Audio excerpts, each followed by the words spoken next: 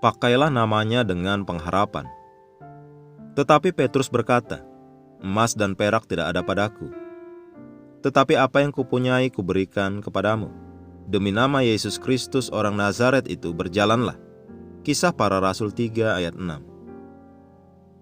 Alkitab memberitahu kita tentang seorang pria dalam Kisah Para Rasul 3 yang dibaringkan setiap hari di gerbang bait Allah, sehingga dia bisa meminta sedekah.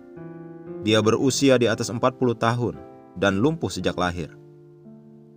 Suatu hari ketika Petrus dan Yohanes pergi bersama ke bait Allah, pria itu mengulurkan tangan kepada mereka untuk meminta sedekah.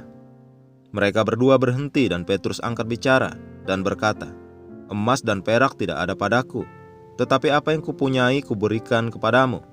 Demi nama Yesus Kristus orang Nazaret itu, bangkitlah dan berjalanlah.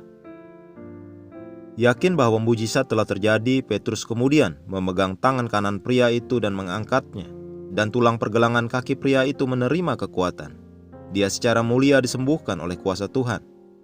Yesus memberi kita kuasa untuk menggunakan namanya, untuk memanggil namanya dalam situasi dan keadaan. Namanya memiliki segala kuasa. Gunakanlah nama Yesus dengan penuh harapan. Jika engkau percaya kepada Yesus Kristus, engkau harus mempercayai namanya. Engkau harus menggunakan namanya dengan keyakinan dan iman.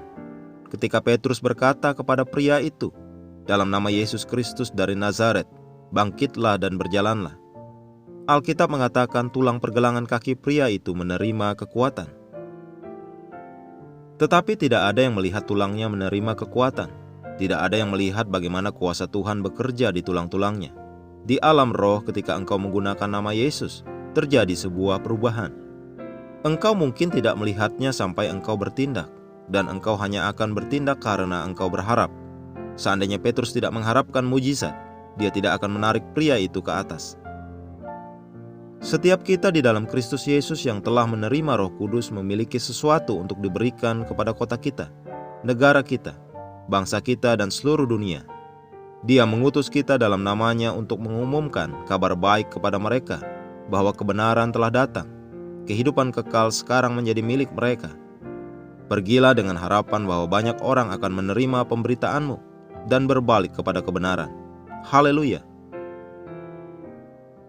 Mari kita berdoa.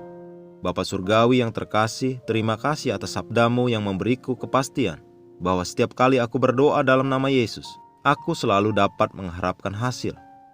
Aku menggunakan nama itu dengan berani dan percaya diri, mengetahui bahwa segala sesuatu telah diaktifkan untuk kepentinganku di alam roh, dalam nama Yesus. Amin.